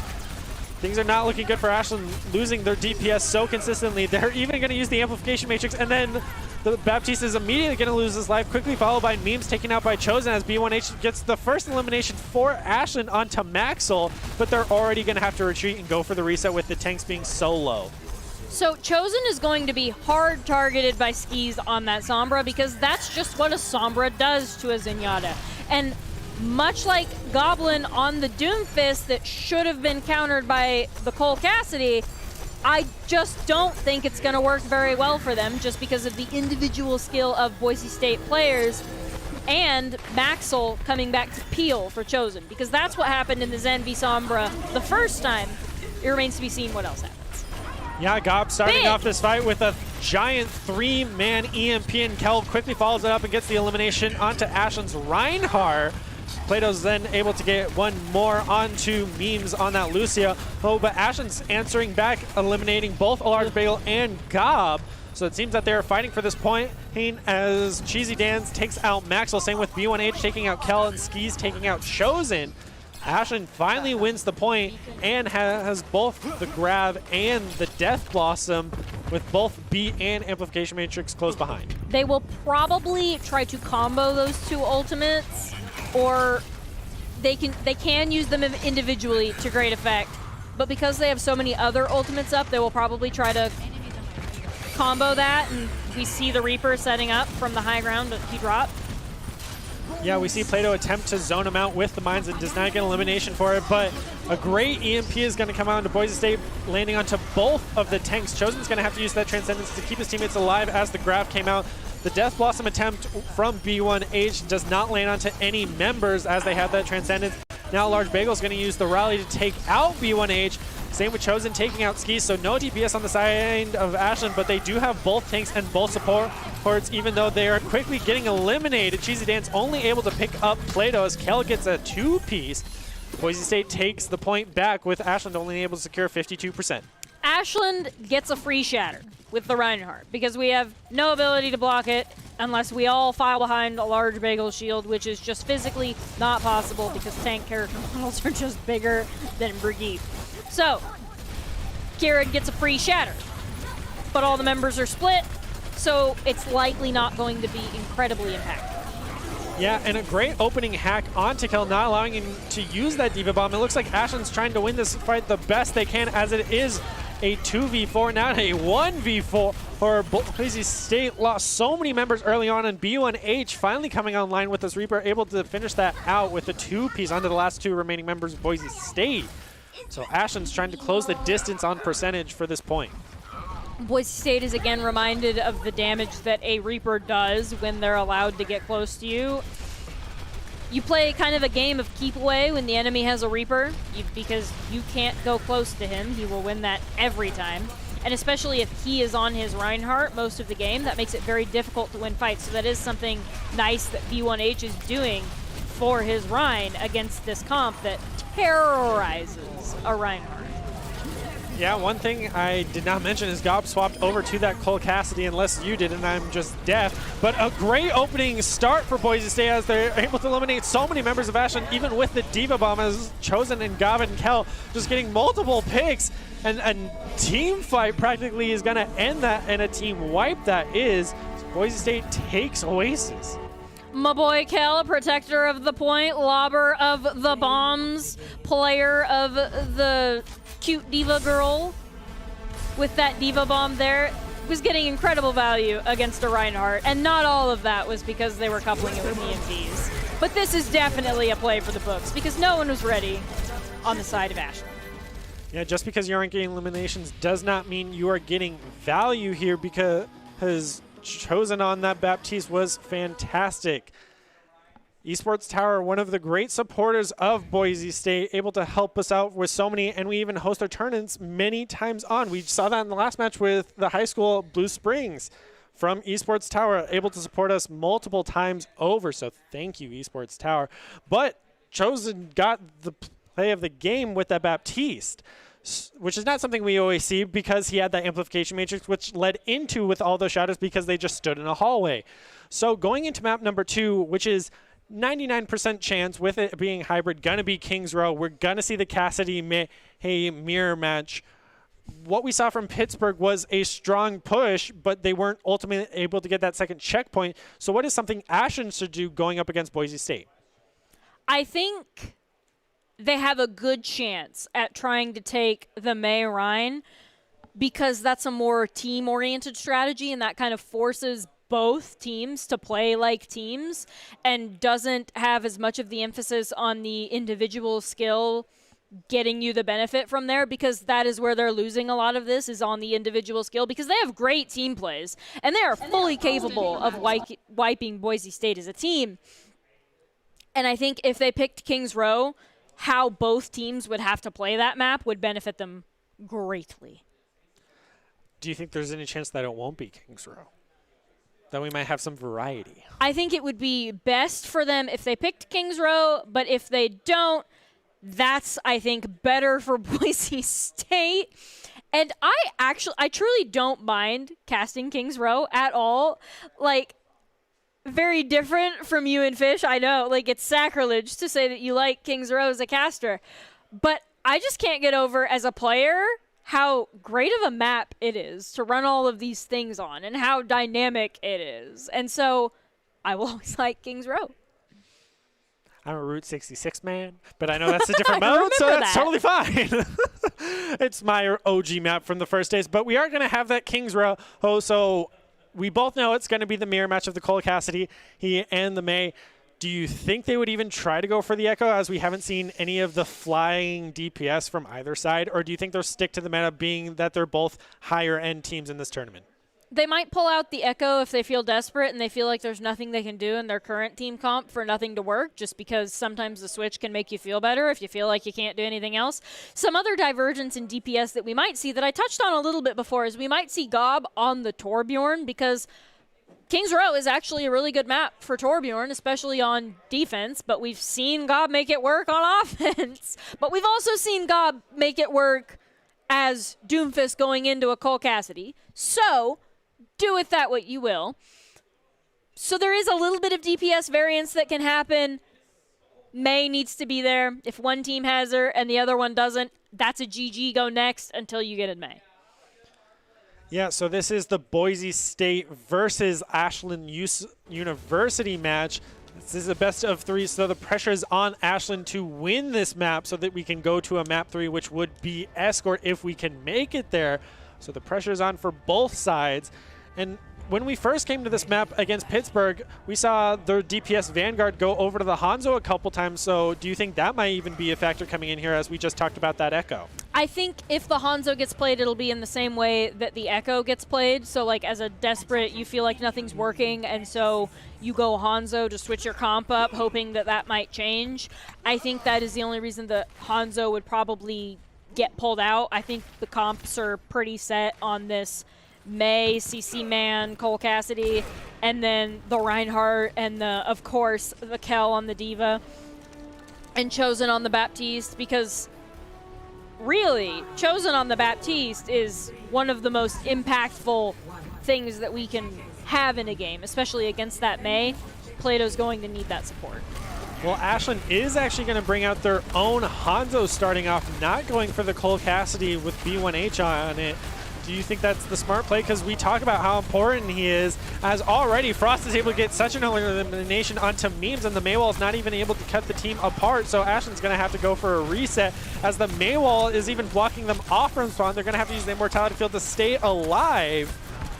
Looks like we're already going for that reset, so that Hanzo's not paying off. Ashland is going for the shield break strat, and they're going to threaten Plato from multiple angles, right? Because May always threatens Plato from the front line. Nice Frost. Amazing snipe. Again, first onto Memes, taking out that speed boost has just been kind of crippling to Ashland because it doesn't allow them to push. They want to take the team fight where they want to, and they need that speed boost to do so. Memes just getting caught out is not what you want to see.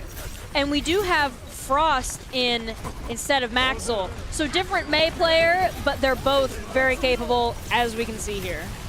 Yeah, so kicking out this team fight, we did see a great Maywall splitting off both the Ryan and the Lucia. Oh, and already very early on, that Immortality Field is going to get taken out as the Implication Matrix comes out for Ashland. Oh, no! Is not able to get value, but the Hanzo does get value, taking out Chosen right as he throws down his own Amplification Matrix. And it was not leading to eliminations, as Skis takes out Plato and Memes takes out Gob. Gob's Deadeye does able to take out Cheesy Dance's mech, but she's able to get the elimination onto Frost as Keys takes out Kel. Memes gets the boop on the large bagel, and Ashland takes it with the Hanzo. We lost Chosen, and at that point it was just a matter of how many seconds can we take off the clock there, because you lose your main healer, you lose your Baptiste, you'll lose the fight. And that Hanzo, that's another reason they pick Hanzo. Because the Hanzo can catch the Baptiste out better than McCree can at a distance.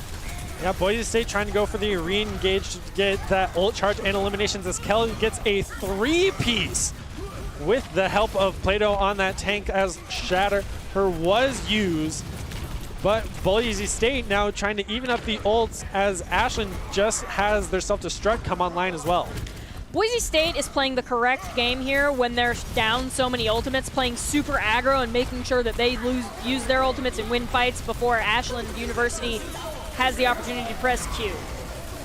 Yeah, so one of the first times we saw Kel not able to eat up Ashland's Blizzard, and then vice versa. Both Blizzards being used, and a great Diva Bomb coming out from Kel, able to eliminate the Baptiste and Skis as Cheesy Dance takes out Chosen. Memes is able to take out Frost on the May, as is able to trade, but Kel is able to get the refrag onto Reinhardt. Concentrates between both teams as Boise State push so close to Ashland spawn, they're finally going to have to back off and let him push the card.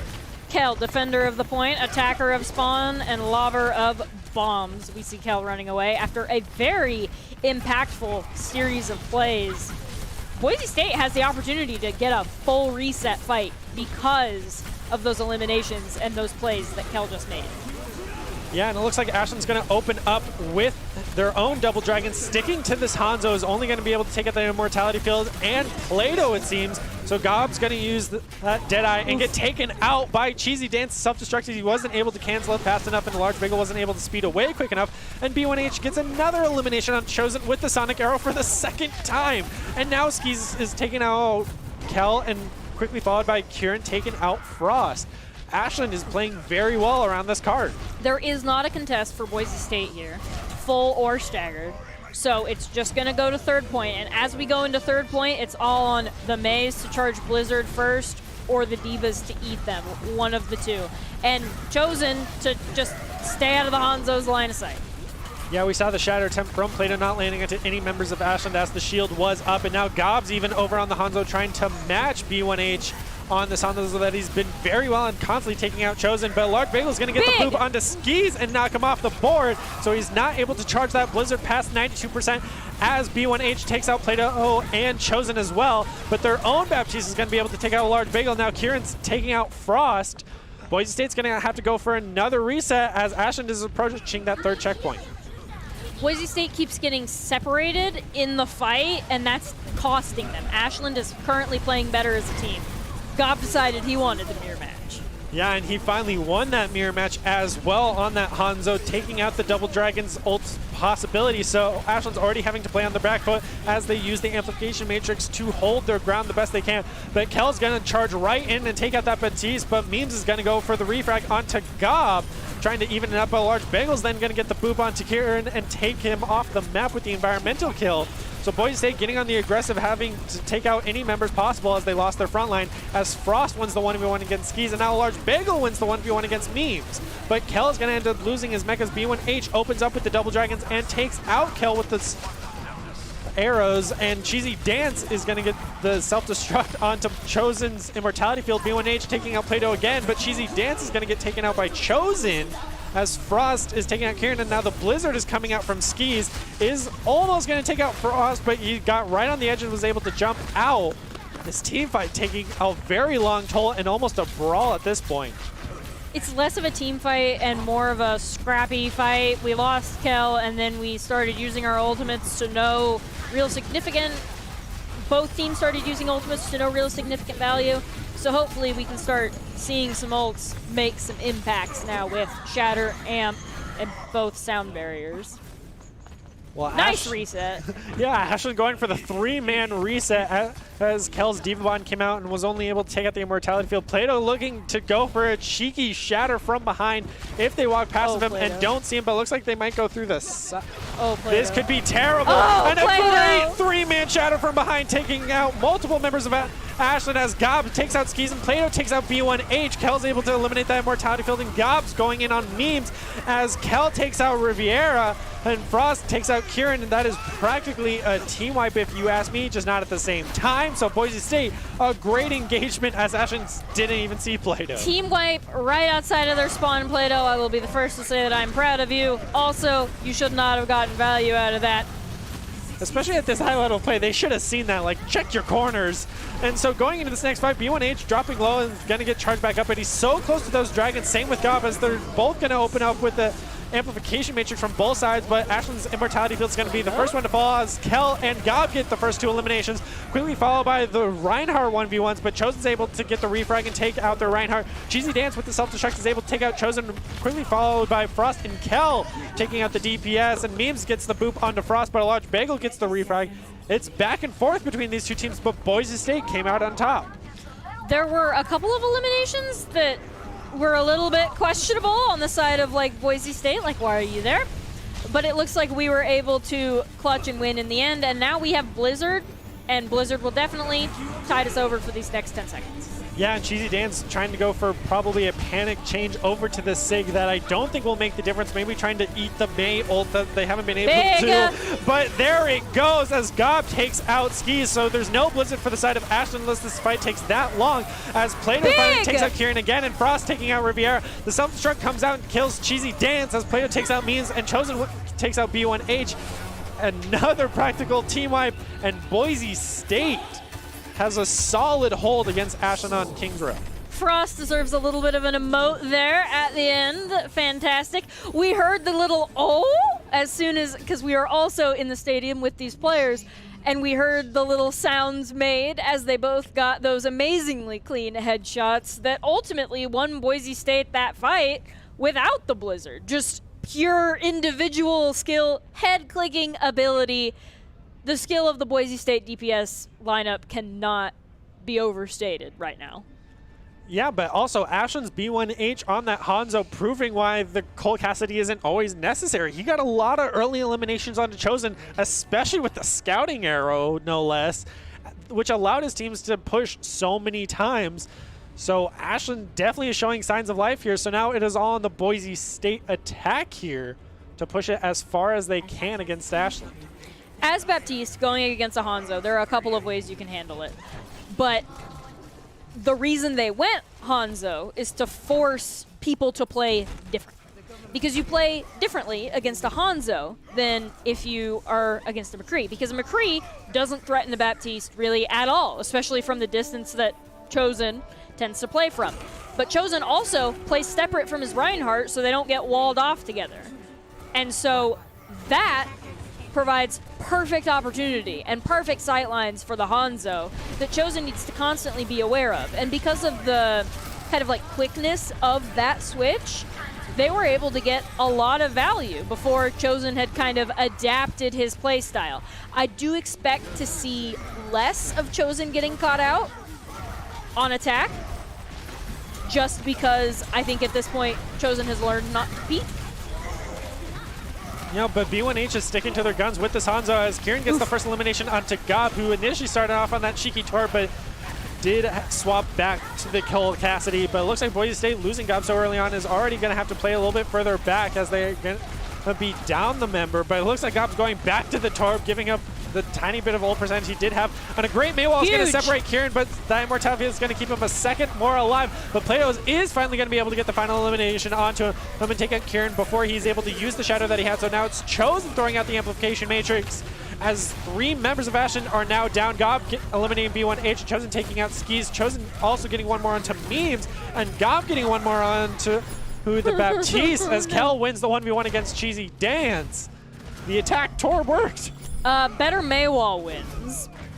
Frost hit the better Maywall. They were able to eliminate Kieran, who has charged Shatter, so Plato needs to be ready for that. And I'm sure Plato is expecting it because Plato is nearing his own Shatter. Frost also winning the Battle of the Maze in terms of ult percentage, which will be incredibly important in this next engagement. Whoever charges it first, which is going to be Frost, is going to immediately use it as soon as we get through this arch, or to get through this arch. Yeah, we're also going to have to be all eyes on Cheesy Dance if he's going to be able to ult it. But instead, B1H is just going to get the elimination and completely remove it from the factor.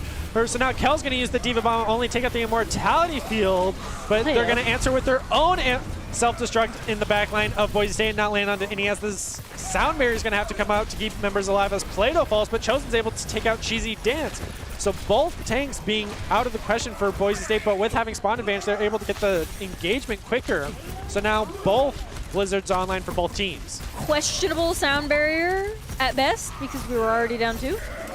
Ooh, that's bad. Once that again, snipe on the Chosen.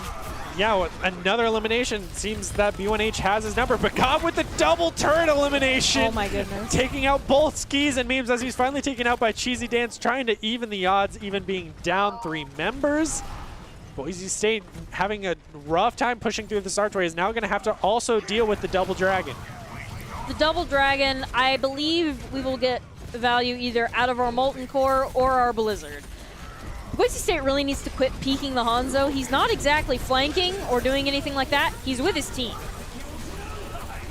Yeah, and here come out the double dragons, able to take out Gob. So once again, just an elimination that should not have happened, especially with the large bagel, able to speed boost you out of it. And we're even going to lose Plato to the Baptiste. With both Gob's turret and the Immortality field falling, Boise State's going to have to go for a reset. Pretty bad overall fight there for Boise State, but did you see Kel eat the Blizzard? Always love to see it. He's doing his job at least. It's something. So something's true. better than nothing. For sure, you got to take it where you can. So all the ultimates are coming out from Boise State now with the Molten Core and the Blizzard as Gob falls to Cheesy Dance. And the amplification matrix came out for Ashland, but Boise State sped right through it, getting aggressive. But now peeking the B1H is not what you want to see as Kel gets the melee onto the Baptiste, and Cheesy Dance eliminates Chosen on the Baptiste. But now with Gob back alive, his turret's going to be able to take out Memes, and Frost takes out B1H finally, so they don't have to worry about any cheeky snipes. Stalling out Cheesy Dance the best they can, finally able to push the car as they've won this team fight. And Frost got 30 ult 48% just in that fight. Used it at the beginning, had 30 by the end. Skis has had a couple of fights and is at 48. So I do think that Frost could potentially charge another Blizzard before Skis can use one. Jan Gob getting such an early elimination onto B1H is exactly what you want to see, as he's been able to get a lot of cheeky snipes onto the backline of Boise State, as Frost takes out Kieran, quickly followed by Kel taking out the Baptiste, and Chosen taking out Skis, and Plato getting the Flame Strike elimination onto the Baby Diva. Boise State taking space here so they can charge that ult percentage so much quicker than Ashland, but they're going to have to watch out for the Shatter and Blizzard coming online for Ashland. Boise State, once we're past this corner, will need to win a fight to get to the next corner and then win a fight to win the game. So all eyes are on these Shatters as they're both online, but with such an early elimination from the Flame Strike going on to Gob and almost booped off the edge from Plato, the Shatter's going to come out and only land onto Cheesy Dance on the side of Ashland as he's quickly frozen, but Boise State losing their front line so early on is going to have to go for a reset. That Shatter wasn't worth it. That was a Shatter. That Shatter wasn't worth it. It didn't get value. We were already down Goblin. There was no reason to continue that engage. We just lost our own ult charge and gave them some.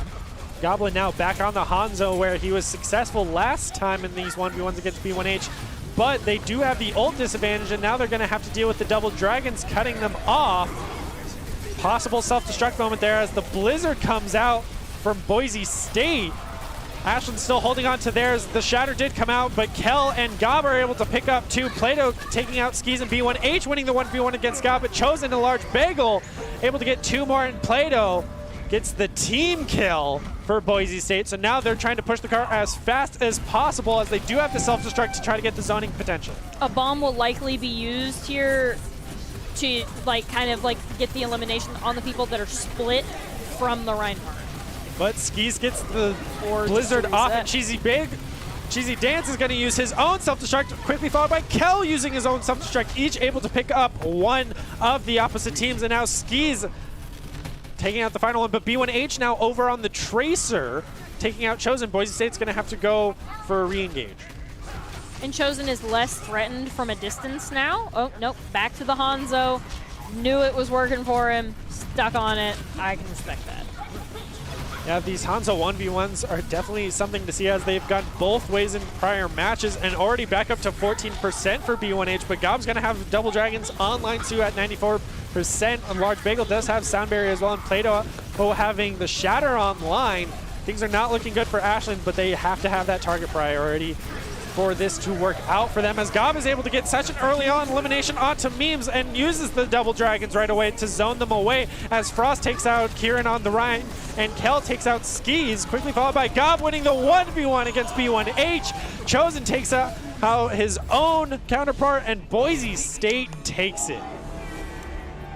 Better Hanzo wins in that fight and B1H got value the whole game, but Gob got value the last fight, and this is that Diva bomb.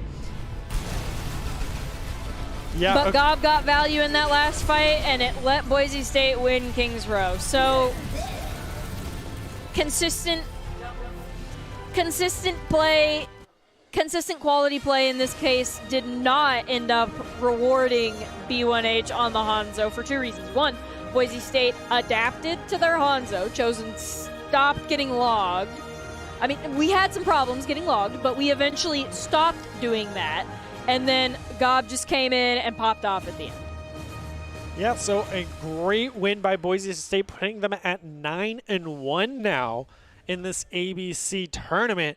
So a great showing from both sides. So heading over to the player of the game for this match now, who do you want to highlight? I think Frost had some amazing May plays, but I think overall the most consistent great play was from Kel for a couple of reasons. One, the consistent eating of the Blizzard, which is a team fight winning ultimate if you can't eat it. There was one Blizzard that got past Kel. Eater of the Blizzards, defender of the point, lobber of bombs.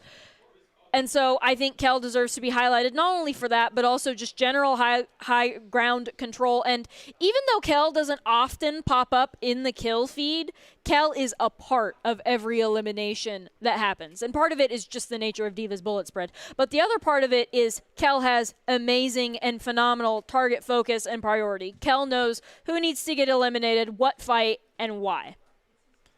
Yeah, and I would also love to touch on that of being part of every kill. A large bagel on that. Lucio with his AoE healing and speed boost allowed his team to get those engagements so consistently. But I definitely want to agree with you with Kel, especially since he just got player of the game on that D.Va bomb. So as we take a quick look, it looks like it is going to be Plato this time on the Rhine with so many shatters and opening up on this Oasis that definitely helped him win on such an early fight, and Chosen got the play of the game for that match. But Plato is your ICCU player of the game, which is brought to you by the Idaho Central Credit Union, who believes a great player makes a team more successful.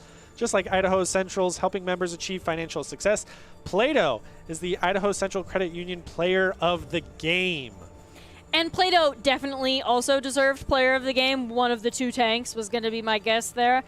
And because Plato, first of all, just popped off and is amazing on the Reinhardt, and this play was phenomenal. Like, everybody was cheering when this play succeeded. Because, first of all, you didn't expect it to. And second of all, it's just an amazing play. But Plato also just deserves it for playing Reinhardt into Mei Hanzo on King's Row all night. That in and of itself is player of the game worthy, because that is not a fun thing to do on Reinhardt. And Plato took it in stride and did it well. Yeah, having a great tank player, especially the main tank of a Reinhardt, the pressure is on you, so he's able to perform so consistently. I definitely think Ashland's going to come out of this and say, we need to check our corners, especially after a play like that just completely destroyed their attempted push out of spawn. So good on Plato for winning the ICCU player of the game. And I believe that is it for us for the night. So I want to thank you all for joining us, and we're going to go ahead and leave you with the top 5 plays of the game for the night. Hope you all enjoy this, and have a good night.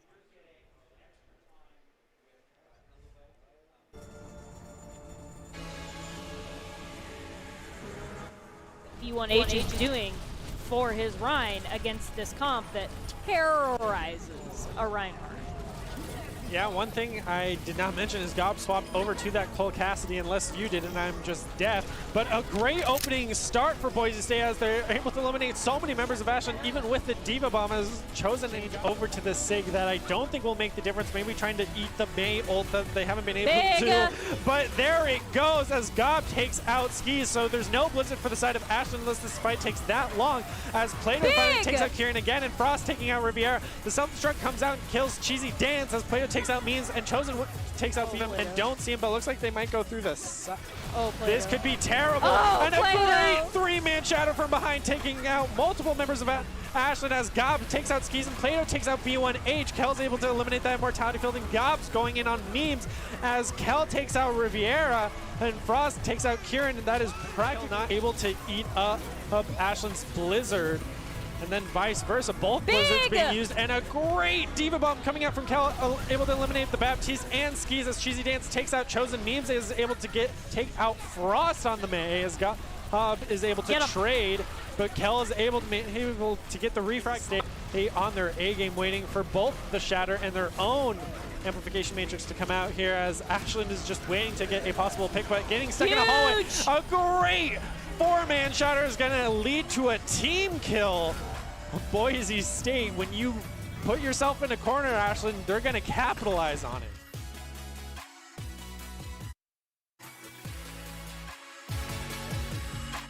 Welcome back to the Boise State Game Pants Esports Arena.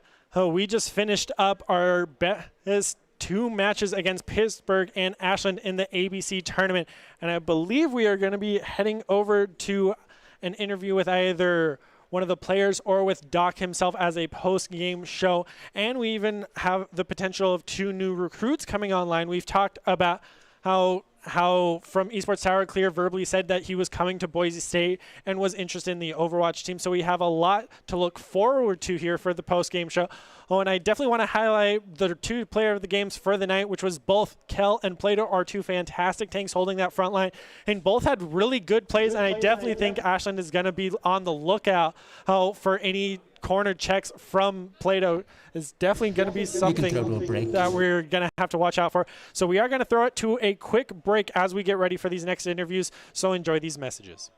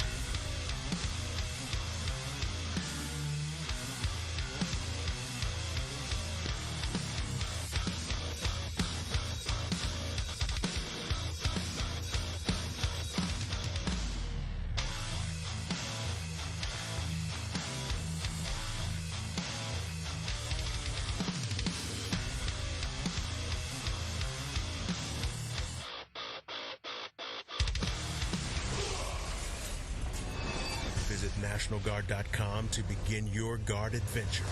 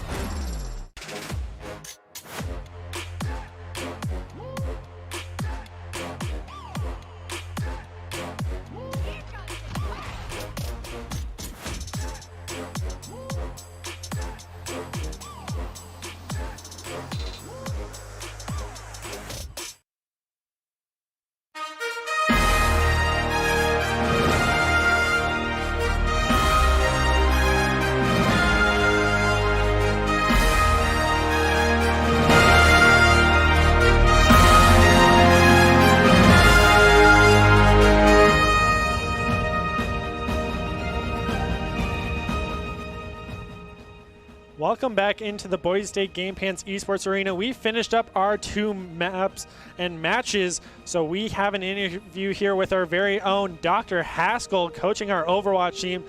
So, as a review of these two first maps, going into Pittsburgh, both being 7-1 teams, what was your strategy going into it, starting on Oasis for both games? We've spent a lot of time practicing Oasis. We look at what the map pool says and what's coming up, and we make sure that we're prepared for it. We got a lot of good time with Elevote this week. Our ball comp really cleaned up. We've always been strong at Brawl. Our ball comp was a little disorganized, and nobody better than an OWL player to really get us focused in the right way. We also had a really good warm-up scrim against Santa Cruz, who's kind of pushed us around from time to time because they're ball comp specialists, and we pushed back an awful lot. It was a really good week, a lot of good preparation, and genuinely we've turned the corner this week. Yeah, a lot of great practice for all the players, as Gob going up against a pretty good Cassidy and getting value out of it. And then on the second map, going attack Torb. Is that a new secret Boise State strat for us? It's not in my nature to be mysterious, but I can't talk about it, and I can't talk about why. Good to know. So we can expect that more fun stuff in the future.